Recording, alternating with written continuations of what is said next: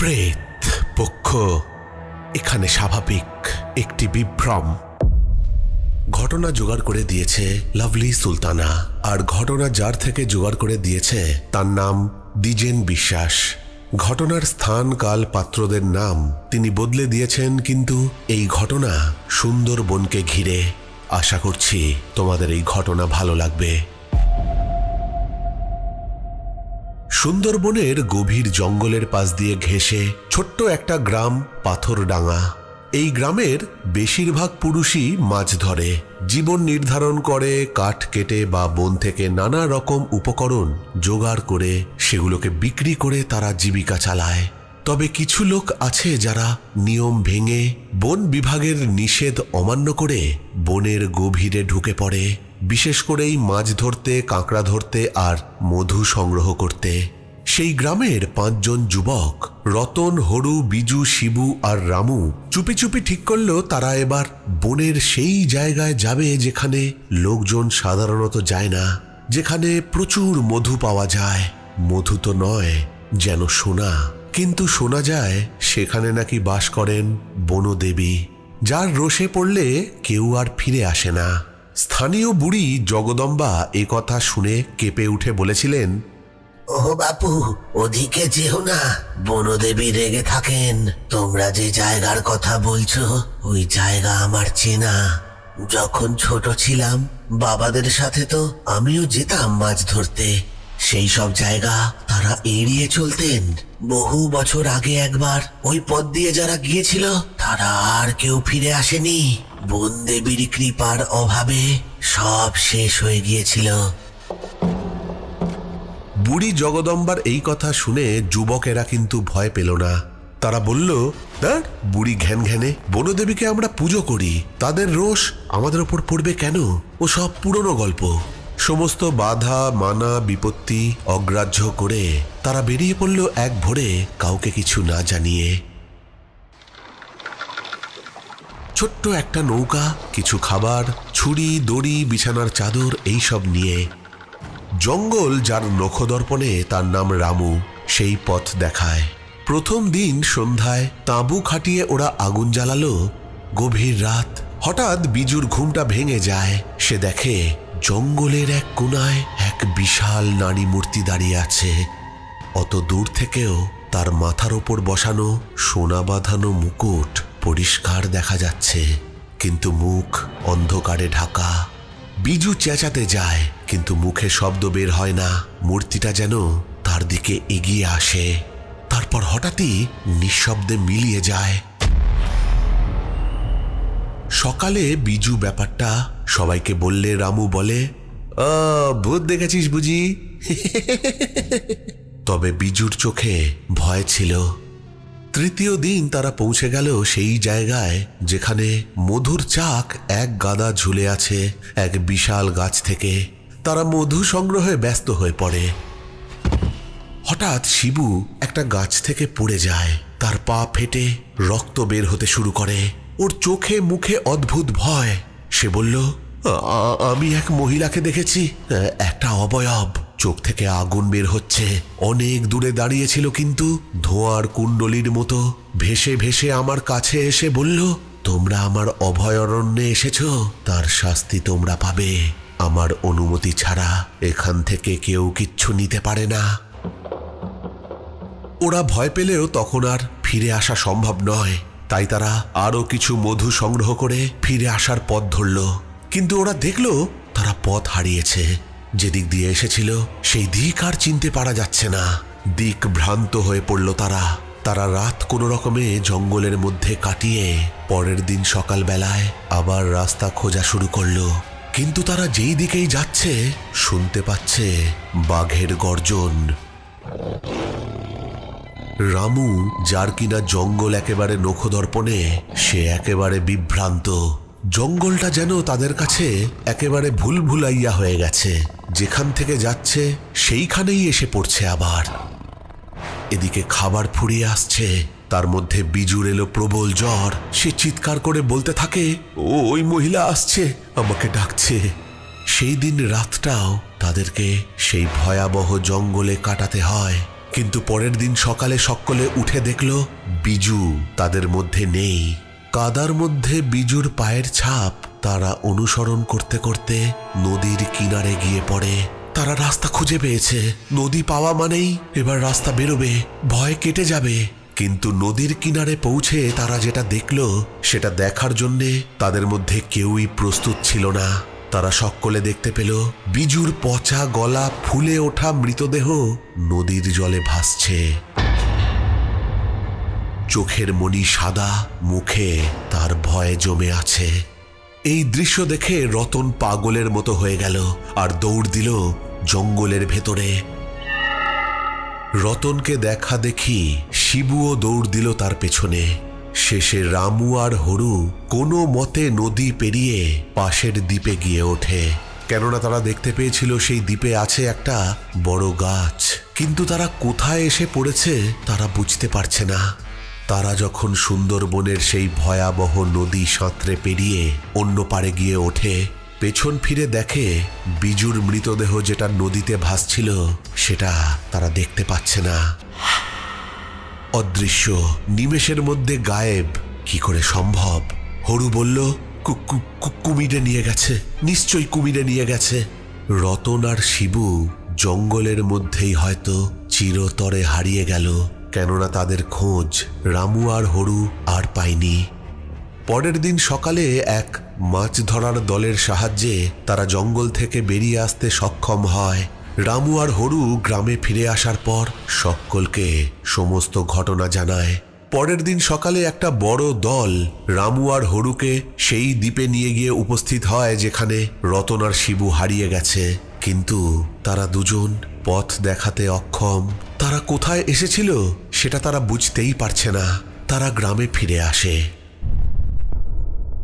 রামু আর হরু গ্রামে ফিরে আসার পর থেকেই অদ্ভুত সব ঘটনা ঘটতে শুরু করে। রাতের বেলায় রামু আর হরুর বাড়িতে জিনিসপত্র কেউ যেন উলট পালট করে দেয়। গভীর রাতে তারা দুজনেই শুনতে পায় মহিলা কণ্ঠে কান্নার শব্দ। একদিন রাতে রামুর বউ দেখে রান্নাঘর থেকে কিসের যেন একটা আওয়াজ আসছে। রামুর বউ রামুকে বলে, এই একটু এসো তো। রামু তার বউকে বলে, না না, আমি যাব না, তুমি যাও, তুমি গিয়ে দেখো। রামুর বউ রান্নাঘরে গিয়ে দেখে রান্নাঘরে একজন মহিলা বসে আছে। তার মুখ চুলে ঢাকা। সেই মহিলা দুলছে আর বলছে, আমার জিনিস আমাকে ফিরিয়ে দাও। রামুর বউ ভয় অজ্ঞান হয়ে সেখানে পড়ে যায়। পড়ে যাওয়ার আগে রামুর বউ একটা চিৎকার দিয়েছিল। সেই চিৎকারে রামু দৌড়ে আসে রান্নাঘরে। কিন্তু রামু যখন রান্নাঘরে ঢোকে সে দেখে একটা ধোঁয়ার কুণ্ডলী রান্নাঘরের জানলা দিয়ে বেরিয়ে যাচ্ছে। রামু চিৎকার করে বলে, আমার ভুল হয়েছে বনদেবী, আমায় ক্ষমা করো, আমায় ক্ষমা করো। কিন্তু বনদেবী হয়তো ক্ষমা করেননি। কি হয়েছিল জানি না, কিন্তু সেই রাতেই রামু গলায় দড়ি দিয়ে মারা যায়। এদিকে হরু রামুর মৃত্যু সংবাদ পাওয়ার পর থেকে একেবারে পাগল হয়ে গিয়েছিল। দিন রাত দিশি মদ খেয়ে এদিক ওদিক পড়ে থাকে। গ্রামেরই একজন পুরনো মৌয়াল সকলকে বলল, ওরা যেখান থেকে মধু নিয়ে এসেছে জায়গাটা অভিশপ্ত। বনদেবী সেই জঙ্গলের রক্ষক, তার রোষ থেকে বাঁচা যায় না। এদিকে হরু রাত বেড়েতে ঘর থেকে এদিক ওদিক পালিয়ে যেত, চিৎকার করত আর নদীর পাড়ে গিয়ে বলতো, বনদেবী আমাকে ক্ষমা করো, আমাকে ক্ষমা করো, আমাকে ক্ষমা করো। আমি আর নিতে পারছি না তোমার চিৎকারের আওয়াজ, তোমার গলার শব্দ, আমার কান ফেটে যাচ্ছে।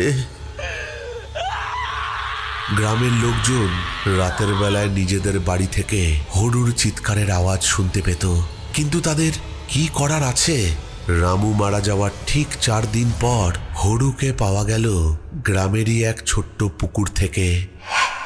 পুকুরে তার দেহ ভেসে উঠেছে আর তার মুখে অজস্র দিশি মদের কাঁচের বোতলের টুকরো গাঁথা। তার গলার শ্বাসনালী দিয়েও অনেক কটা কাঁচ বেরিয়ে রয়েছে, সেগুলো গলা ফুটো করে বাইরে বেরিয়ে এসেছে। উফ, কি বীভৎস দৃশ্য! যারা সেই দৃশ্য দেখেছিল তারাই জানে। হরুর মৃতদেহ দেখে বুড়ি জগদম্বা বললেন, বছর 40 আগে এই একই ঘটনা ঘটেছিল।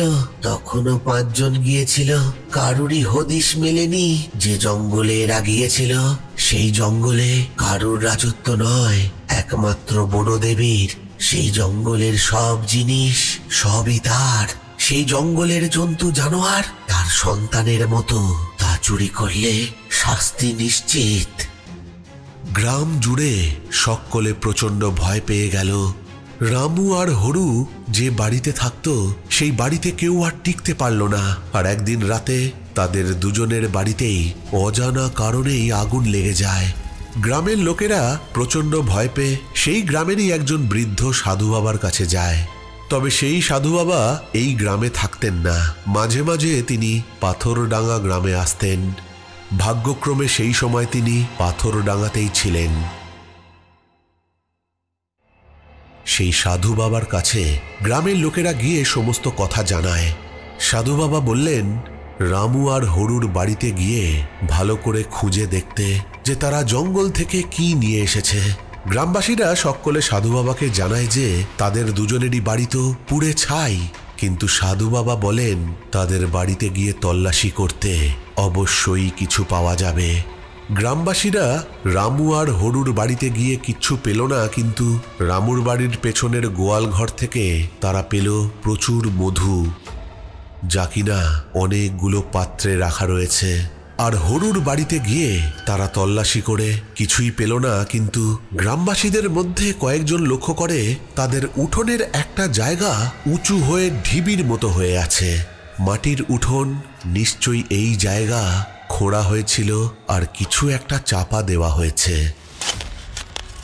গ্রামবাসীরা সেই ঢিবি যখন খুঁড়তে আরম্ভ করে তারা তার নিচ থেকে পায় ছোট্ট একটা হরিণের পচা গলা মৃতদেহ। আর এই দৃশ্য দেখে গ্রামবাসীরা প্রচন্ড ভয় পেয়ে যায়। এরা শুধু সেই জঙ্গলে গিয়ে মধুই নয়, একটা হরিণ মেরে নিয়ে এসেছে। কি সাংঘাতিক!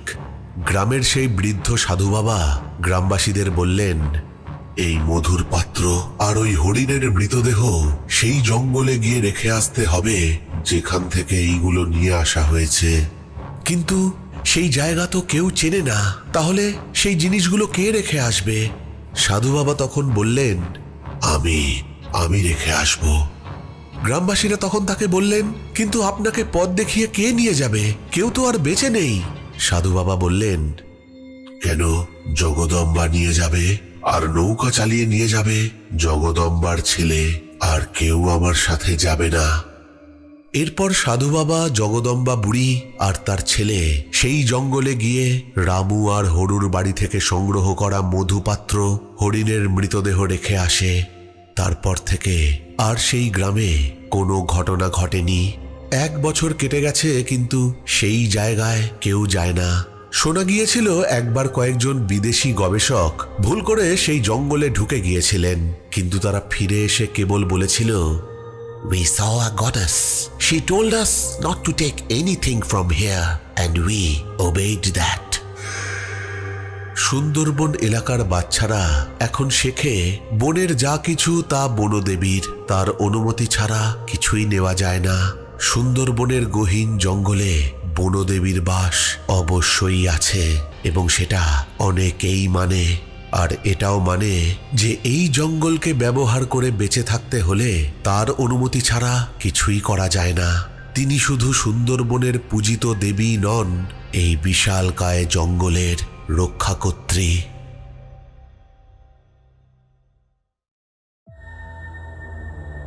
প্রেত পক্ষ এখানে স্বাভাবিক একটি বিভ্রম। অদ্ভুত একটা ঘটনা কিন্তু শুনলাম, এবং সুন্দরবন নিয়ে ঘটনা যে কটা প্রেতপক্ষে এসছে সব কটাই একেবারে সুপারহিট, এবং এই ঘটনাও আমার কাছে একেবারে একটা ব্লকবাস্টার ঘটনা। দারুণ দারুণ ঘটনা জোগাড় করে দিয়েছে লাভলি সুলতানা, এবং দ্বিজেন বিশ্বাসকেও অনেক ধন্যবাদ জানাচ্ছি এত সুন্দর একটা ঘটনা লাভলির মাধ্যমে আমাদেরকে পাঠানোর জন্যে। তোমরাও যদি এরকম ঘটনা আমাকে পাঠাতে চাও তাহলে পাঠিয়ে দিতে পারো আমাদের প্রেতপক্ষের অফিসিয়াল ইমেল আইডিতে pretpokho@gmail.com-এ। ঘটনা পাঠাতে পারো আমাদের প্রেতপক্ষের ফেসবুক পেজ ইনবক্সে। আর সব থেকে সহজ উপায় হচ্ছে হোয়াটসঅ্যাপ করা। হোয়াটসঅ্যাপ নাম্বার হচ্ছে 9432129921। এখানে তোমরা ঘটনার টেক্সট বা ভয়েস করে পাঠিয়ে দিতে পারো। একটা জিনিস চেক করে নিও যে সেই সব ঘটনা যেন অন্য কোনো সোশ্যাল মিডিয়া প্ল্যাটফর্ম থেকে তুলে নেওয়া বা কপি করে নেওয়া ঘটনা যেন না পাঠিয়ে দাও, কেননা কপিড কন্টেন্ট শোনালে কপিরাইট ক্লেম আসবে, আর কপিরাইট ক্লেম এলে আমাকে সেই ভিডিও বা সেই এপিসোড ডিলিট করে দিতে হবে। চলে যাবো আজকের শাউট আউটের দিকে। তোমাদের সুন্দর সুন্দর কমেন্ট পড়ে নেওয়ার পালা। কমেন্ট করেছে সুবর্ণ চক্রবর্তী, লিখেছে হ্যালো রাজদা, সুবর্ণ গড়িয়া থেকে বলছি। আমি প্রতিটা এপিসোড শুনি, ভীষণ ভালো লাগে। তোমার গলায় ঘটনাগুলো খুব ভালো, অনেক এগিয়ে যাও, আমরা পাশে আছি। কমেন্ট করেছে শ্রাবন্তী রক্স, লিখেছে সরি দাদা, কাল এপিসোডটা শোনা হয়নি, বাট আজকে শুনলাম, খুব ভালো লাগলো। আমার নামটা নিও দাদা প্লিজ পরের এপিসোডে। তাহলে শ্রাবন্তী, তোমার নাম আমি নিলাম। কমেন্ট করেছে সোনালি, লিখেছে দাদা আমি চেন্নাই থেকে শুনছি, আবারও চলে এলাম ঘটনা শুনতে, এভাবে তুমি এগিয়ে যাও, লাভ ইউ অল প্রেতপক্ষ পরিবার। কমেন্ট করেছে শ্যামল মিত্র, লিখেছে থ্যাঙ্কস আ লট রাজদা আমার কমেন্টগুলো শাউট আউটে বলার জন্যে, লাভ ইউ দাদা। কমেন্ট করেছে শ্যামল মিত্র, আর লিখেছে মিষ্টির দিদিমার ঘটনাটা অসাম। কমেন্ট করেছে নন্দিতা পাল, হিনা শেখ, মোহাম্মদ মঞ্জু, অভি স্টুডিও, নবনীতা দে, লিখেছে আজকের 3টে ঘটনাই অসাধারণ ছিল, লাস্টের ঘটনাটা সত্যি ক্রিপি লাগলো, খুবই রিয়েলিস্টিক ছিল 3টে ঘটনাই। অনেক শুভেচ্ছা রইল প্রেতপক্ষের জন্যে। কমেন্ট করেছে এসজে ভ্লগ, বুবুন ঘোষ, স্মৃতি রঞ্জন ঘোষ, লিখেছে আবারও চলে এলাম ঘটনা শুনে ভয় পেতে, জানি খুব ভালো হবে তাই ঘটনা শোনার আগেই কমেন্ট করলাম। কেমন আছো দাদা, ক্যারি অন। কমেন্ট করেছে সৌম্যজিৎ দাস, লিখেছে দাদা আমি অনেক খুশি হয়েছি আমার নামটা তুমি নিয়েছো। আমি প্রত্যেকটাই এপিসোডই শুনতাম কিন্তু কমেন্ট করতাম না, এখন থেকে প্রত্যেকবার এপিসোডে কমেন্ট করার চেষ্টা করব। হ্যাঁ, আমি সবাইকেই বলতে চাই যে তোমরা অবশ্যই কমেন্ট করবে। অনেকেরই কমেন্ট আমি পড়তে পারি না, কিন্তু ঘুরিয়ে ফিরিয়ে কিন্তু আমি সবারই কমেন্ট পড়ার চেষ্টা করি, কেননা প্রত্যেকেরই কমেন্ট আমার কাছে অত্যন্ত মূল্যবান। কমেন্ট করেছে অন্তিম স্যাড মুভমেন্ট, অন্বেষা মন্ডল, অজন্তা হোর, প্রতনু ব্যানার্জি, সুদেশনা সিনহা রয়, লিখেছে প্রথম ঘটনাটা প্যাথেটিক ছিল, যারা অসহায় দিদাকে হত্যা করেছে তাদেরকেই দিদার আত্মা শাস্তি দেবেন ঠিক কোনো এক সময়। দ্বিতীয় আর তৃতীয় ঘটনাটাও ভালো ছিল। কমেন্ট করেছে চুমকি ঘোষ, আশিস কোলে, একলা পথের পথিক রে ভাই, আর শ্রীমন্ত বাগ। এই সব কটা কমেন্টই এসছিল যাদের রাশি হালকা তারাই কি ভূত দেখতে পায় প্রেতপক্ষের 315 নম্বর এপিসোডকে উদ্দেশ্য করে। তাহলে আজকের মতো এখানেই শেষ করছি, ফিরে আসবো পরের সপ্তাহে নতুন কোনো ঘটনা নিয়ে। ততক্ষণের জন্য তোমরা সকলে ভালো থেকো, love you all, tata.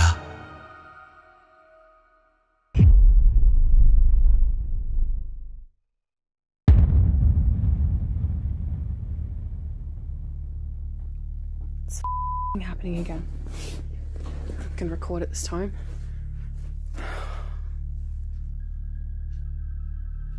Come on. Look. Can you see that?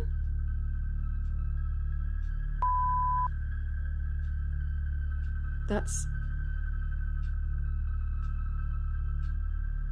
the hell?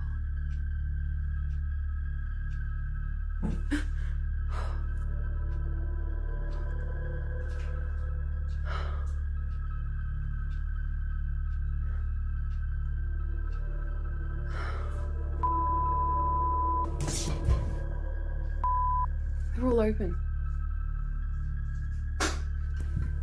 What the hell was that?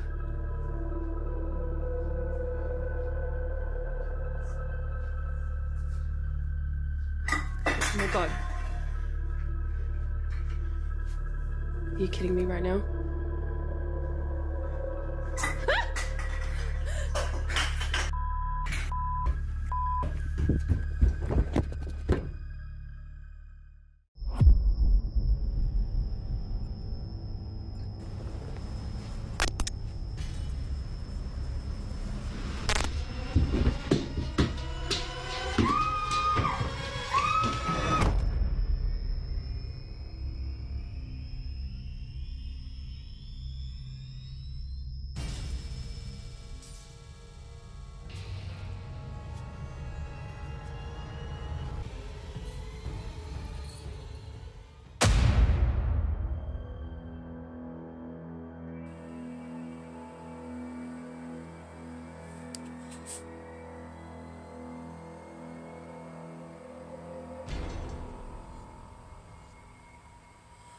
There's definitely something here.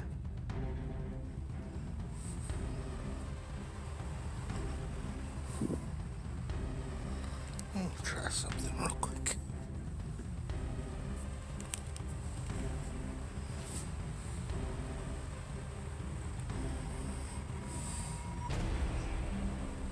Is there anyone here? What the? Did the teddy bear just move? What the was that? It's an orb. It just got really. What the?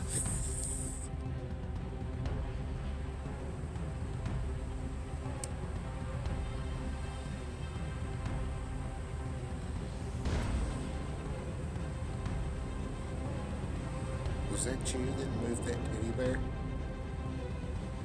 Can you move it again? Holy shit.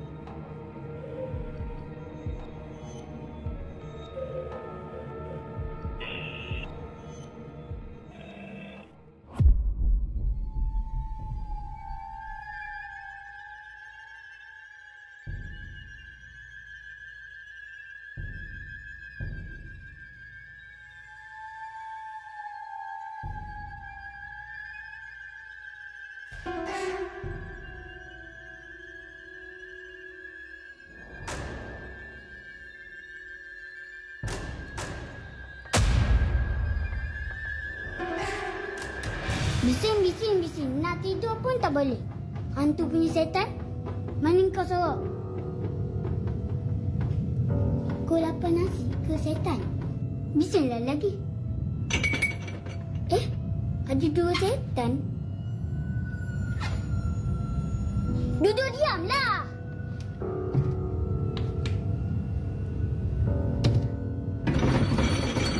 Apa lagi ni?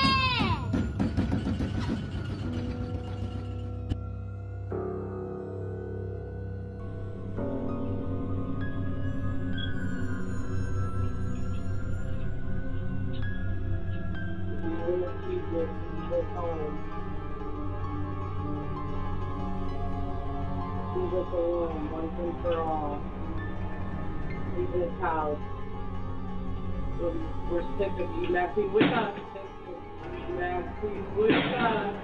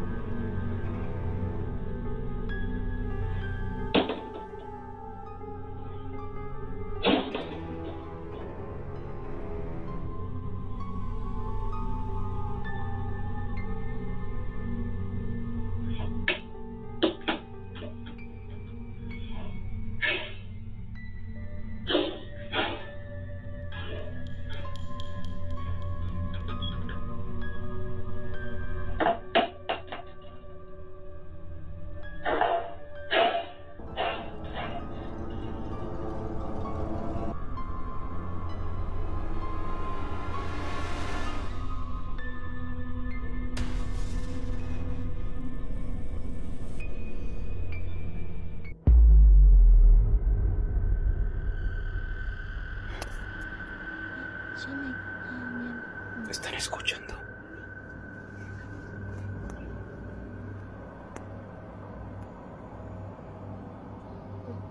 Escuchen. Son susurros.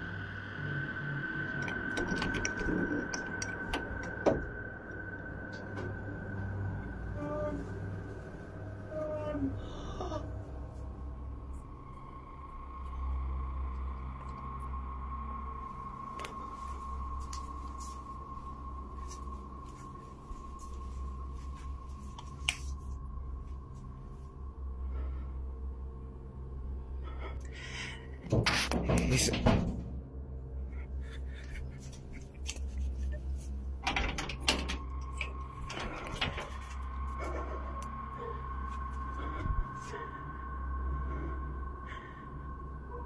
No.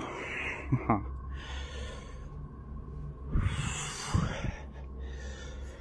No entiendo qué...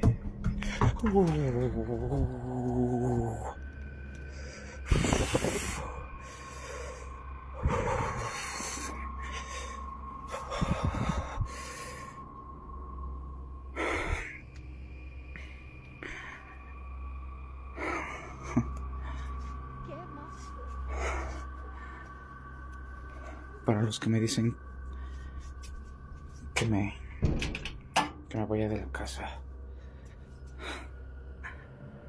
manchen, es bien fácil decirlo.